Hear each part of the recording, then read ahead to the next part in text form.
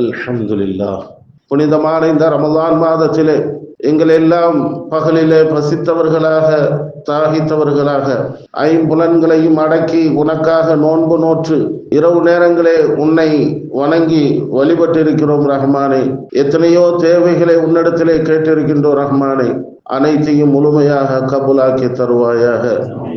மீதமுண்டான இந்த நாட்களையும் முழுமையாக அமல் செய்யக்கூடிய நல்ல நசீபுக்குரிய பாக்கியசாலிகளாக அல்லாஹ் நம்மை ஆக்கி அருள் புரிவானாக. அஸ்ஸலாமு அலைக்கும் வரஹ்மத்துல்லாஹி வபரகாத்துஹு.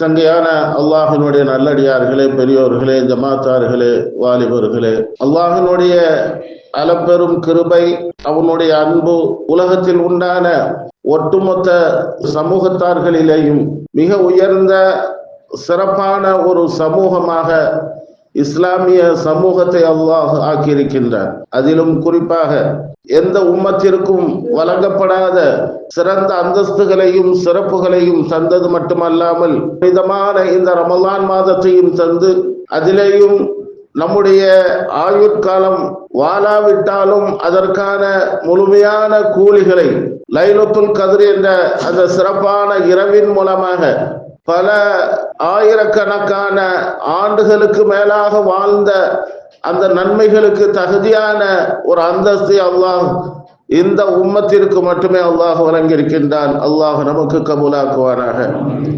அருமையானவர்களே, புனிதம் நிறைந்த இந்த ரமலான் மாதம் மிக ஆர்வத்தோடும் மிக மகிழ்ச்சியோடும் சந்தோஷத்தோடும் வரவேற்றோம்.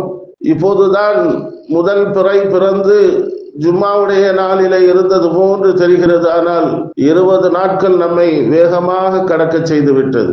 மீதம் உண்டான வெறுமனே ஒரு 10 நாட்கள் தான் இருக்கிறது. அதுவும் மிக விரைவாக கண்மூடி திறப்பதற்கு முன்னால் கடந்துவிடும் போன்று தெரிகிறது. அருமையானவர்களே, அவ்வளவு வேகமாக காலங்கள் நம்மை கடக்க செய்தாலும் கூட ஏதோ என்னவோ தெரியவில்லை, அல்லாஹினுடைய விஷயத்திலே நாம் மிக மிக பொடுபோக்கானவர்களாகவே இருக்கின்றோம். அல்லாஹ் இத்துணை அச்சங்களையும் பயங்களையும் அவனுடைய ஆற்றல்களையும் வெளிப்படுத்தினாலும் கூட அல்லாஹினுடைய இறை அச்சத்தில் அல்லாஹுவை பயப்படக்கூடிய விஷயத்திலே மிக மோசமான ஒரு நிலையை தான் இன்றைக்கு சமூகம் சந்தித்து கொண்டிருக்கிறது. இது கவலையான ஒரு விஷயம். மிகப்பெரிய ஏராளமான படிப்பினைகளை அல்லாஹ் நம் கண்முன் காட்டி கொண்டுதான் இருக்கின்றான். அப்பொழுதும் கூட அல்லாஹினுடைய விஷயத்திலே நாம் பின்தங்கியவர்களாக இருக்கின்றோம். அல்லாஹ் நம்மை பாதுகாப்பானாக. முழுக்க முழுக்க அவனை கட்டுப்பட்டு அவனுக்கு பயந்து வாழக்கூடிய நன்மக்களினுடைய சாலிகானவர்களினுடைய பட்டியலிலே அல்லாஹ் நம்மை எல்லாம் இடம்பெயர செய்வானாக. அருமையானவர்களே, பெருமானார் ஸல்லல்லாஹு அலைஹி வஸல்லம் அவர்கள் இந்த ரமலான் மாதத்தை 3 பத்துக்களாக பிரித்து அதுல என்னென்ன சிறப்புகள் இருக்கிறது என்பதையும் நமக்கு அறிவுறுத்தி தந்திருக்கிறார்கள். குறிப்பாக கடந்த முதல் 10 நாட்கள் அல்லாஹ்வினுடைய ரஹ்மத்திற்கான 10 நாட்கள். அதாவது மற்ற நாட்களிலே அல்லாஹ்வினுடைய ரஹ்மத் இல்லையா என்பதல்ல, எல்லா நாட்களிலேயும் ரஹ்மத்து இருப்பதால் தான் நாம் வாழுகிறோம். நமக்கான வாழ்வாதாரம் கிடைக்கிறது, நமக்கான ரிஸ்க் கிடைக்கிறது. ஆக நம்முடைய வாழ்க்கை முழுக்க உலக அழிவு நாள் வரைக்கும் அவனுடைய ரஹ்மத் இருந்து கொண்டே இருக்கும். ஆனாலும் இந்த ரமலான் மாதத்தினுடைய முதல் 10 நாளிலே அதிகப்படியாக அவனுடைய ரஹ்மத்தை கேட்பவர்களுக்கெல்லாம் வாரி வாரி கொடுக்கிறான். மற்ற நாட்களிலே அல்லாஹ் கேட்காமல் கொடுக்கிறான். ஆனால் இந்த ரமலான் மாதத்திலே கேட்பவர்களுக்கெல்லாம் அல்லாஹ் வாரி வாரி வழங்குகிறான் என்பதாக பெருமானார் ஸல்லல்லாஹு அலைஹி வஸல்லம் அவர்கள் சொல்லித் தருகிறார்கள். ஆகவே தான் அந்த முதல் 10 நாட்களும் அல்லாஹ்வினுடைய ரஹ்மத்திற்குரிய 10 நாட்கள் என்பதாக பெருமானார் ஸல்லல்லாஹு அலைஹி வஸல்லம் அவர்கள் அறிவித்து தந்தார்கள். அடுத்ததாக மக்ஃபிரத், அல்லாஹ்வினுடைய மன்னிப்பு கிடைக்கக்கூடிய நாட்கள். எல்லா நாட்களிலேயும் அல்லாஹ்விடத்திலே மன்னிப்பு கேட்டால் அல்லாஹ் மன்னிக்கிறான் என்றாலும் கூட பிரத்யோகமாக சிறப்பாக சிறப்பாக தன்னுடைய அடியார்கள் மன்னிப்பு தேட மாட்டார்களா என்ற ஒரு எதிர்பார்ப்போடு இந்த நடுப்பத்திலே அல்லாஹ் நம்மிடத்திலே மன்னிப்பு கேளுங்கள் என்று அல்லாஹ் சொல்வது மட்டுமல்ல, நபிகள் பெருமானார் ஸல்லல்லாஹு அலைஹி வஸல்லம் அன்னவர்கள் நமக்கு அறிவித்து தந்திருக்கிறார்கள். தாராளமாக அல்லாஹ்விடத்திலே மன்னிப்பை கேளுங்கள். இந்த நாட்கள் எல்லாம் அல்லாஹ்விடத்திலே மன்னிப்பு தேட வேண்டிய நாட்கள். மன்னிப்பு தேடிவிட்டால் கண்டிப்பாக அல்லாஹ் மன்னிக்கிறான் என்பதாக பெருமானார் ஸல்லல்லாஹு அலைஹி வஸல்லம் அன்னவர்கள் நமக்கு சொல்லித் தருகிறார்கள். அதே போன்று வரக்கூடிய மீதம் உண்டான இந்த 10 நாட்கள் என்று சொல்லக்கூடிய நரகத்தை விட்டும் அல்லாஹ்விடத்திலே பாதுகாப்பு தேடுவது. இறைவா, இந்த உலகத்திலேயே கடுமையான வெப்பத்தால், அதனுடைய சூழ்ச்சியால், அதனுடைய தாக்கத்தை கூட எங்களால் தாங்க முடியவில்லை.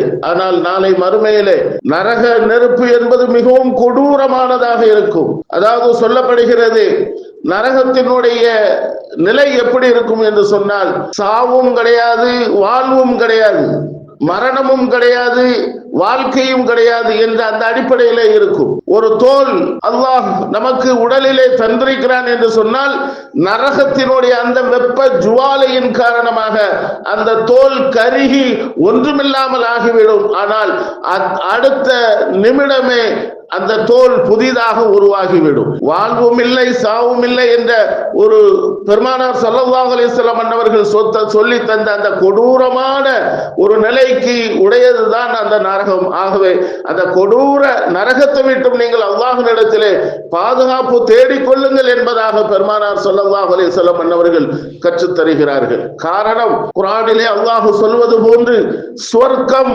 நரகம் என்பது ஹக்கானது. அல் ஜன்னத்து ஹக்குன் அன்னாரு ஹக்குன்.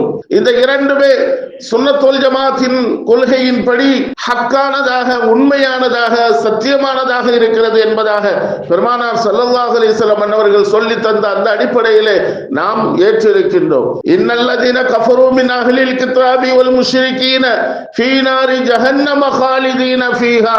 நிச்சயமாக காஃபிர்கள், இணை வைக்கக்கூடியவர்கள், அல்லாஹ்வுக்கு மாறு செய்யக்கூடியவர்கள் எல்லாம் நரகத்திலே நிரந்தரமாக இருப்பார்கள் என்பதாக அல்லாஹ் சொல்கின்றான். ஆக சொர்க்கம் நரகம் என்பது நாளை மறுமையிலே ஹக்கானது என்று சொன்னால், அந்த 2 ஹக்கான இடங்களிலேயும், சொர்க்கத்திலேயும் நரகத்திலேயும் அவர்கள் நிரந்தரமாக இருப்பார்கள். ஒன்று நரகத்திலே இருப்பார்கள், இரண்டாவதாக சொர்க்கத்திலே இருப்பார்கள். முதலாவதாக அல்லாஹ் நரகத்தை பற்றி சொல்லிவிட்டு அடுத்து சொர்க்கத்தை பற்றி சொல்கின்றான். இன்னல்லதீன ஆமனு வ அமிலுஸ் ஸாலிஹாத் லஹும் ஜன்னாத்து அத்னின் தஜ்ரி மின் தஹ்திஹல் அன்ஹார் காலிதீன ஃபீஹா. அங்கேயும் காலிதீன் என்று சொல்கின்றான்.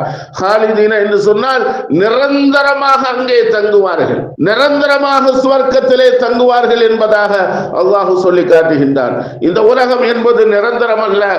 எப்பொழுது வேண்டுமானாலும் அல்லாஹ்வுடைய மௌத் நம்மை நெருங்கி விடலாம். அது கால அளவு கிடையாது. இன்றைக்கு நாம் சமூகத்திலே பார்க்கிறோம், மக்களினுடைய நிலைகளை பார்க்கிறோம். மௌத் எப்படியெல்லாம் அவர்களை நெருங்குகிறது, மௌத் எப்படியெல்லாம் அவர்களை அழைக்கிறது என்பதை கண்கூடாக நாம் பார்த்து கொண்டிருக்கின்றோம். நிர்பந்தமாக வயிற்றுக்குள்ளேயே சில குழந்தைகள் வஃபாத்தாகி விடுகிறது. சில குழந்தைகள் பிறந்து 1 வயது 2 வயது இப்படியாக 100 வயது வரைக்கும் எந்த நேரத்திலும் எந்த நொடி பொழுதும் அல்லாஹ்வுடைய மரணம் வந்தே தீரும். அதுல எந்த விதமான சந்தேகம் இல்லை. ஆக மொத்தத்திலே இந்த உலகத்தில் பிறந்து விட்ட அத்துணை பேர்களும் மரணித்தே தீர்வார்கள். நாளை மறுமைதான் அவர்களுக்கான நிரந்தர உலகம் இருக்கிறது என்பதாக அல்லாஹ் தஆலா குர்ஆனிலே சொல்லி காட்டுகின்றார். ஆகவே தான் பெருமானார் ஸல்லல்லாஹு அலைஹி வஸல்லம் அன்னவர்கள் நரகத்தை விட்டு அல்லாஹ்விடத்திலே பாதுகாப்பு தேடுங்கள். அதற்கான குறிப்பான காலகட்டங்கள் இந்த காலங்கள், அல்லாஹ் கபூலாக்கக்கூடிய நேரங்கள். அதிலும் சிறப்பு வாய்ந்த இரவு ஒன்று இருக்கிறது, லைலத்துல் கத்ர் இரவு. அதனுடைய சிறப்புகளும் கிடைக்க வேண்டுமானால் அதிகமாக இந்த துஆவை செய்யுங்கள் என்பதாக நபிகள் பெருமானார் ஸல்லல்லாஹு அலைஹி வஸல்லம் அன்னவர்கள் நமக்கு சொல்லித் தருகிறார்கள். அருமையானவர்களே, 10 நாட்கள் மீதம் உண்டான மீதமுண்டான இந்த 10 நாட்களிலே முழுமையாக நாம் வீணாக்கி விடாமல், கடந்த காலங்கள் கடந்து விட்டது, பெருநாள் வரப்போகிறது, நான் ஜவுளி எடுக்க போகிறேன், அங்க போகிறேன், இங்க போகிறேன் என்று அந்த நாட்களை நேரங்களை வீணடித்து விடாமல், நோன்பை விட்டு விடாமல், இரவு நேர வணக்கங்களை நாம் வீணடித்து விடாமல், முழுக்க முழுக்க அல்லாஹுக்காகவே நாம் ஒப்படைத்து விட வேண்டும். அல்லாஹுக்காகவே இந்த நாளிலே நம்மை கொடுத்து விட வேண்டும். இன்றைக்கு யதார்த்தமாக இந்த உலக வாழ்க்கையிலே பெரிய பெரிய பதவிகள் இருக்கக்கூடியவர்கள் கூட சாப்ட்வேரில் இருக்கக்கூடியவர்கள் இடத்திலே சென்று கேட்டால் அவர்கள் சொல்வார்கள், கண்டிப்பாக வருடத்திற்கு ஒரு 10 நாட்கள் பிளாக் லீவ் என்று இருக்கிறது. எத்தனை பேர்களுக்கு சாப்ட்வேர்ல இருக்கிறவங்களுக்கு தெரியும் பிளாக் லீவ். ஆபீஸுக்கும் அந்த வேலை செய்யக்கூடிய ஊழியருக்கும் எந்த தொடர்பும் இருக்காது. ஆபீஸுக்காக யூஸ் பண்ணக்கூடிய போனை கூட ஆஃப் செய்து விட வேண்டும். காரணம், இவர் இல்லாவிட்டால் ஆபீஸ் இயங்க வேண்டும் என்ற ஒரு நோக்கத்திற்காக இப்படிப்பட்ட ஒரு 10 நாள் லீவை அவர்கள் கொடுக்கிறார்கள், பிளாக் லீவ். மிகப்பெரிய ஒரு ஆச்சரியமாக இருக்கிறது. என்னவோ அல்லாஹு தஆலா அறிவுறுத்திய இந்த நாட்களை போன்றுதான் இந்த உலகம் இயங்குகிறது என்பதை நம்மால் உணர முடிகிறது. இந்த 10 நாட்களிலேயும் நாம் அல்லாஹ்விடத்திலே பெற வேண்டிய நன்மைகள் ஏராளம் ஏராளம். இதை வீணடித்து விட்டால் அதைவிட மிக மோசமானவன் யாரும் இல்லை என்று பெருமானார் ஸல்லல்லாஹு அலைஹி வஸல்லம் அவர்கள் எச்சரிக்கையாக நமக்கு சொல்லி தந்திருக்கிறார்கள். அருமையானவர்களே, அது மட்டுமல்ல, இந்த உம்மத்திற்காகவே இதற்கு முன்னால் வாழ்ந்த எத்தனையோ சமூகங்கள், கிட்டத்தட்ட 1,24,000 நபிமார்கள் ரசூல்மார்கள் வந்திருக்கிறார்கள். யாருக்கும் வழங்காத சிறப்பு 5 நன்மைகளை அல்லாஹ் இந்த உம்மத்திற்கு மட்டுமே பிரத்யோகமாக நமக்கு தந்திருக்கின்றார். முதலாவது விஷயம் யன்துருல்லாஹு இலைஹிம் பிரஹ்மதி. அல்லாஹ் தஆலா ரஹ்மத்தான பார்வையை இந்த உம்மத்தின் மீது பார்க்கிறார். யாருக்கும் அப்படி கிடையாது. மற்ற உம்மத்துகளுக்கு சொல்லப்படல. பெருமானார் ஸல்லல்லாஹு அலைஹி வஸல்லம் அவர்கள் சொல்லி தருகிறார்கள், அல்லாஹ் கோப பார்வையோடு பார்ப்பதல்ல. நாம் யோசிக்கிறோம், பலஸ்தீனத்தில் எல்லாம் இப்படிப்பட்ட கொடூரம் நடக்கிறது, ஷஹீதாக்கப்படுகிறார்களே என்று நாம் யோசிக்கிறோம். அருமையானவர்களே, அல்லாஹ் அவர்களை ஷஹீதுனுடைய அந்தஸ்திலே வைத்து பார்க்கிறார். அவர்களுக்கான நற்கூலி என்பது வேறு, அவர்களுக்கான சிறப்பு என்பது வேறு. அல்லாஹ் ஷஹீதாக்க கூடிய ஒரு நிலை என்பது சாதாரணமான விஷயம் அல்ல. எத்தனையோ நபிமார்கள் ஷஹீதை விரும்பி இருக்கிறார்கள்.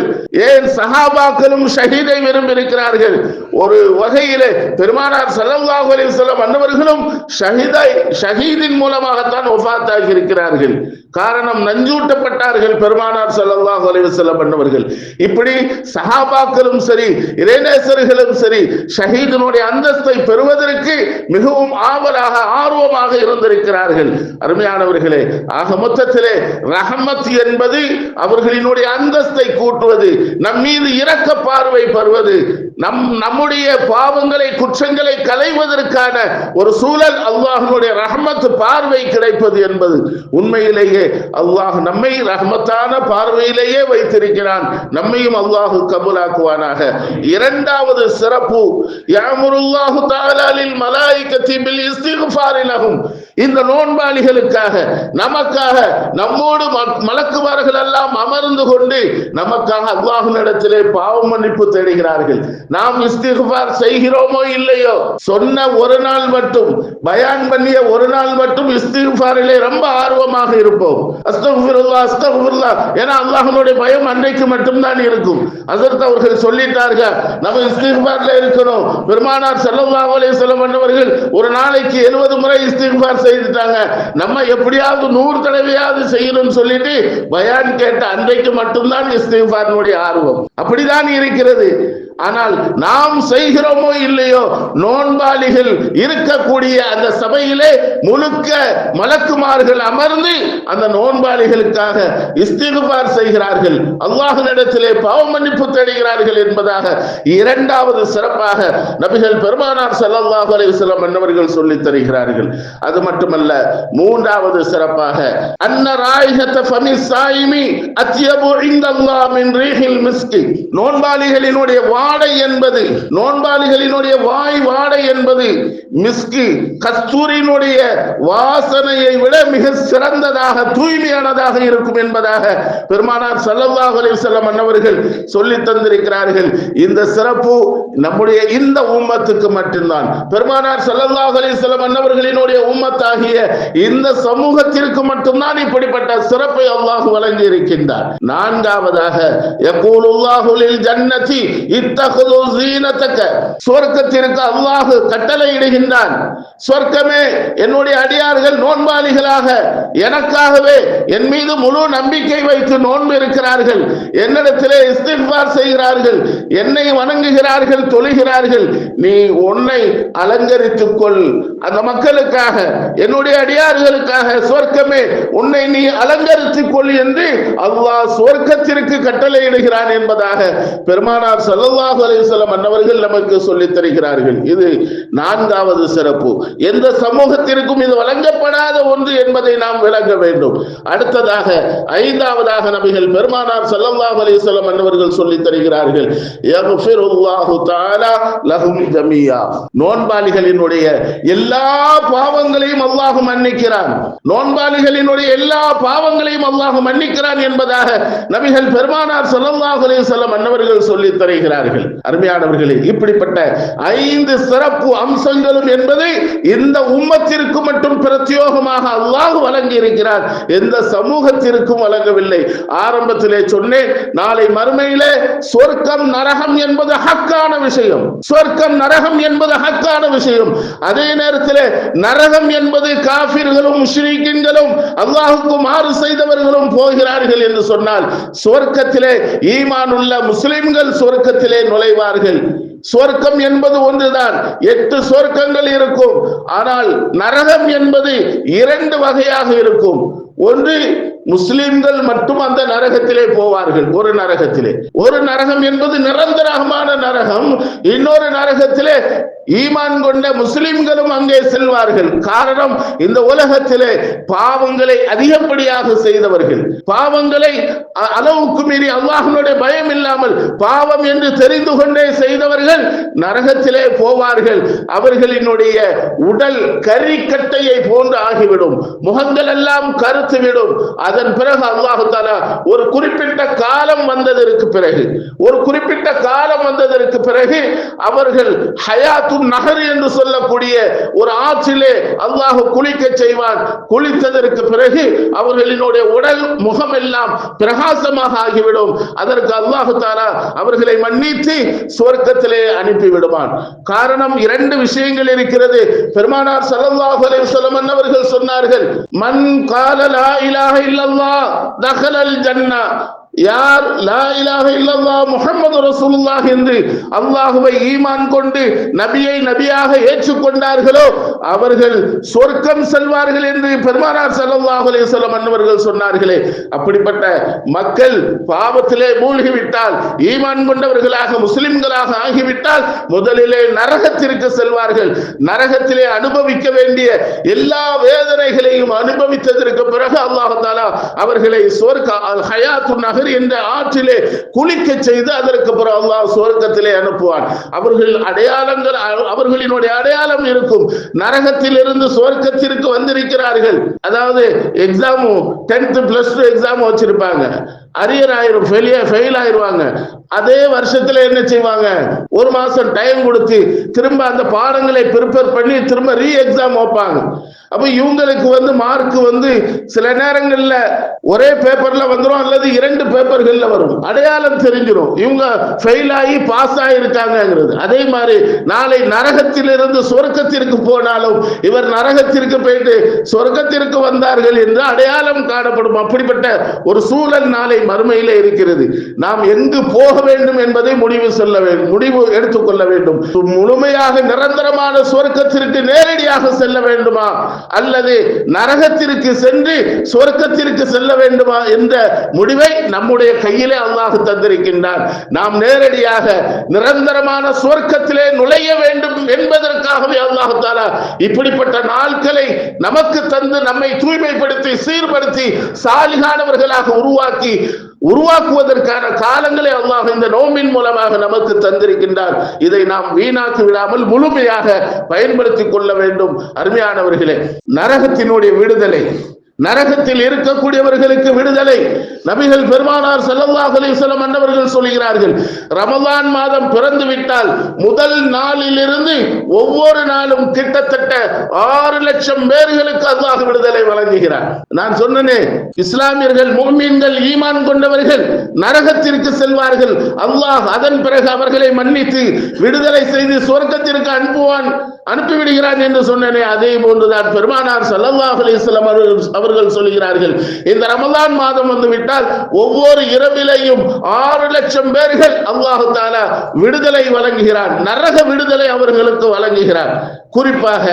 குறிப்பாக இந்த ரமலான் மாதத்திலே லைலத்துல் கத்ர் இரவு அன்றைக்கு ஒவ்வொரு 6 லட்சமாக அல்லாஹ் அனுப்புவதை போன்று மொத்த எண்ணிக்கை எவ்வளவு வருகிறதோ அது 21ஆக இருக்கலாம், 23ஆக இருக்கலாம், 25ஆக இருக்கலாம், 27ஆக இருக்கலாம், அல்லது 29ஆக இருக்கலாம்.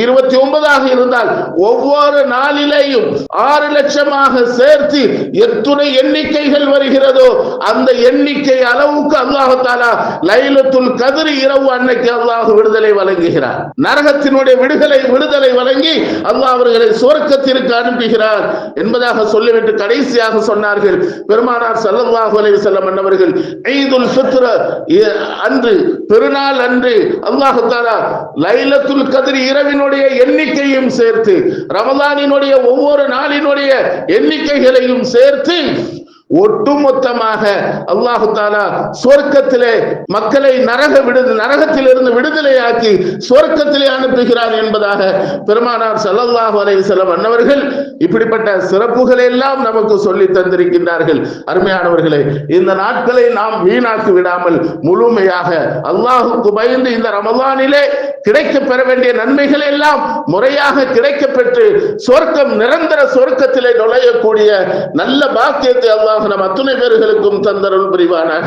அருமையானவர்களே, அடுத்ததாக குறிப்பாக மிக முக்கியமான இந்த ரமலானிலே எல்லா இஸ்லாமியர்களும் செல்வந்தர்களும் கடைபிடிக்கக்கூடிய இஸ்லாத்தினுடைய மிக பெரும் கடமைகளில் ஒன்றான ஜக்காத்.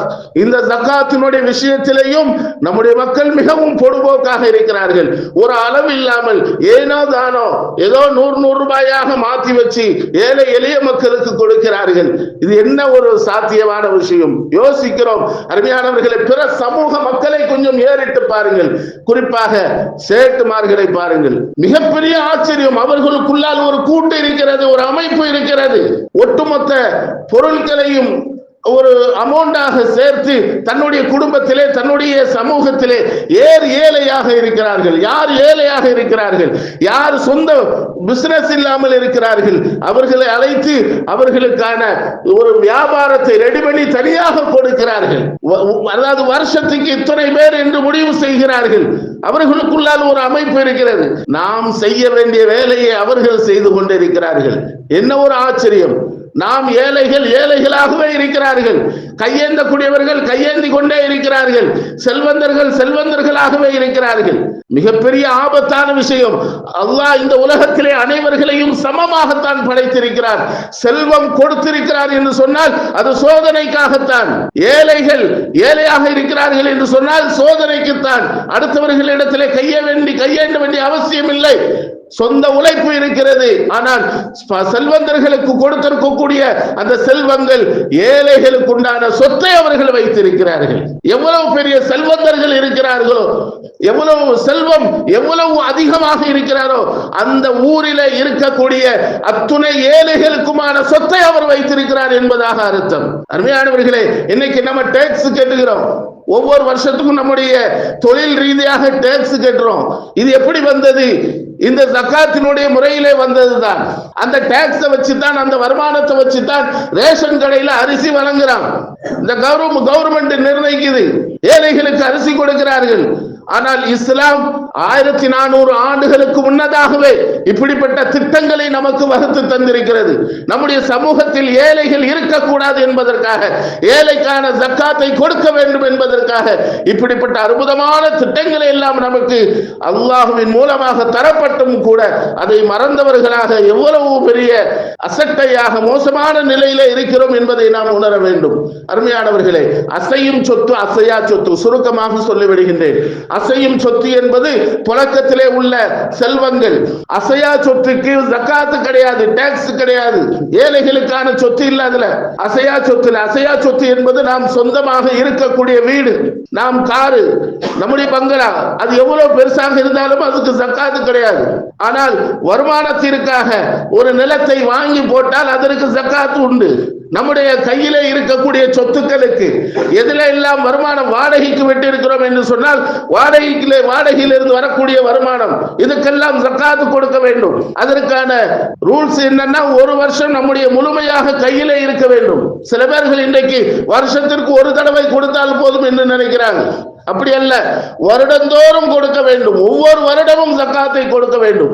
இந்த வருஷத்துல இன்னைக்கு டேட்ல நம்ம முடிவு பண்றோம், இவ்வளவு சொத்து நம்ம கையில இருக்கு, இவ்வளவு ஜக்காத்து கொடுக்கணும்னு சொன்னா அடுத்த வருஷம் இதே நேரத்துல இதே டேட்ல பார்க்கணும் எவ்வளவு சொத்து இருக்கிறது. போன வருஷம் இவ்வளவு கொடுத்திருக்கிறோம், அப்ப இந்த வருஷம் அதே அளவுக்கு கொடுக்கணும். ஆனா அமௌண்ட் அதிகமா இருக்குது, அடுத்த வருஷத்தை கணக்கு பண்ணணும். அடுத்த வருஷத்துக்கு இந்த அமௌண்ட், அதிகமான அமௌண்ட்டையும் சேர்த்து ஜக்காத்து கொடுக்கணும்.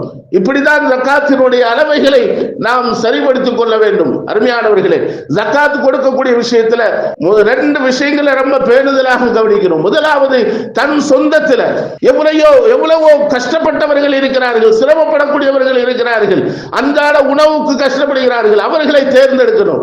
முதல்ல சொந்தத்துக்கு கொடுக்கிறதுனால என்ன நன்மை இருக்கிறது? நபிகள் பெருமானார் ஸல்லல்லாஹு அலைஹி வஸல்லம் அவர்கள் சொல்கிறார்கள், உறவை பேணக்கூடிய நன்மை. உறவை பேணுறதுனால ஹயாத் பாக்கியத்தை அல்லாஹ் தர்றான், இன்னும் செல்வத்தை பெருக்குகிறார்.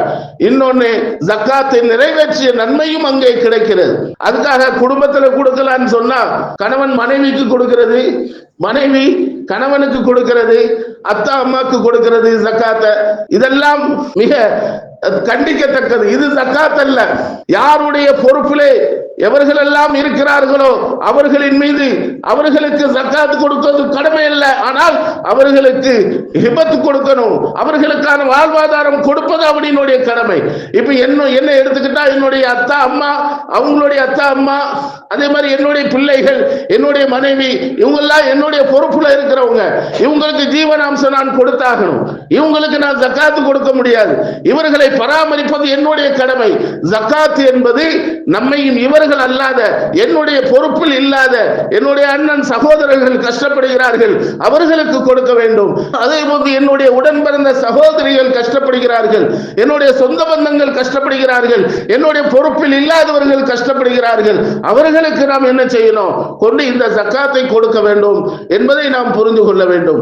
அருமையானவர்களே, ஜக்காத்தினுடைய அளவு தங்கத்தை 87.48 கிராம், கிட்டத்தட்ட 88 கிராம்னே வச்சுக்கலாம், 11 பவுன். அதே மாதிரி வெள்ளி 612 கிராம். இந்த தங்கத்தையும் வெள்ளியையும் கணக்கிடுகின்ற போது தங்கத்தினுடைய அளவு அமௌண்ட் அதிகமாகும். அதனால குறைவான இந்த வெள்ளியினுடைய அமௌண்டை எடுக்கணும். ஏன்னா அதுதான் கிட்டத்தட்ட ஒரு 67,000 ரூபாய், 68,000 ரூபாய். யாரிடத்திலெல்லாம் இந்த அமௌண்ட் இருக்குதோ அவங்க ஜக்காத் கொடுப்பது கடமையாக ஆகிவிடுகிறது. கண்டிப்பாக கடமை. அவர்கள் இந்த ஜக்காத்தை கொடுக்க வேண்டும்.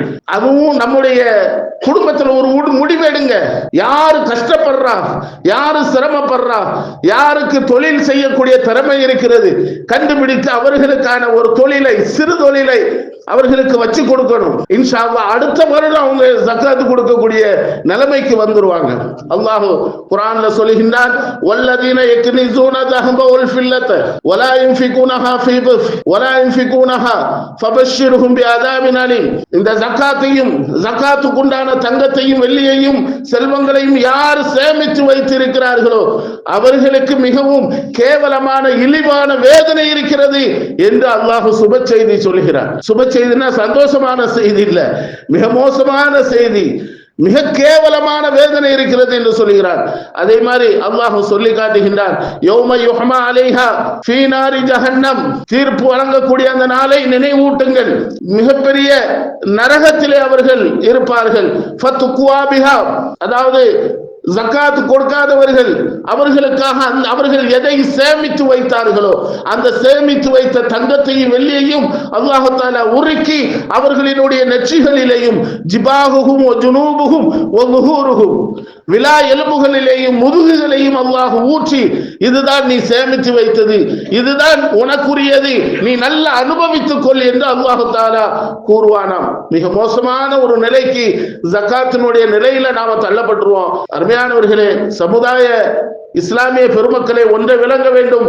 ஜகாத் என்பது மிகப்பெரிய ஒரு கஷ்டமான சூழ்நிலையாக நமக்கு தெரிந்தாலும், ஆனால் அதைவிட கஷ்டமாக இருக்கக்கூடிய அந்த எண்ணத்தை விட பல மடங்கு நன்மை அதிலே இருக்கிறது என்பதை நீங்கள் உணர்வு பூர்வமாக தெரிந்து கொள்ளுங்கள்.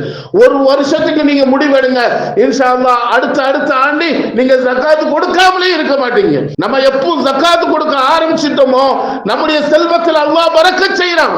ஒன்றுக்கு 4 தர்றான், 10 தர்றான். மன்ஜாபில் ஹஸனத்தி ஃபலஹு அஷ்ரு அம்சாலிஹா சொல்லி இருக்கானா இல்லையா? நீ ஒன்ன செலவழி, உனக்கு 10 தர்றேன். அது மட்டுமல்ல, நீங்கள் சேமித்து வைத்த பொருள்களுக்கு இந்த ஜகாத் மிகப்பெரிய ஒரு பாதுகாப்பு என்று நபிகள் பெருமானார் ஸல்லல்லாஹு அலைஹி வஸல்லம் அவர்கள் சொல்லி தந்திருக்கின்றார்கள்.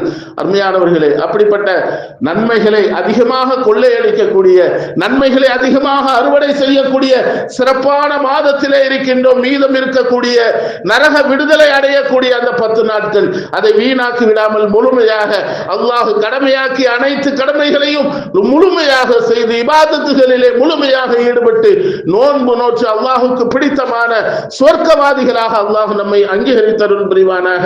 ஆமீன். வ ஆகிரு தவானா அல்ஹம்துலில்லாஹி ரப்பில் ஆலமீன். அஸ்ஸலாமு அலைக்கும் வ ரஹ்மத்துல்லாஹி வ பரகாத்துஹு.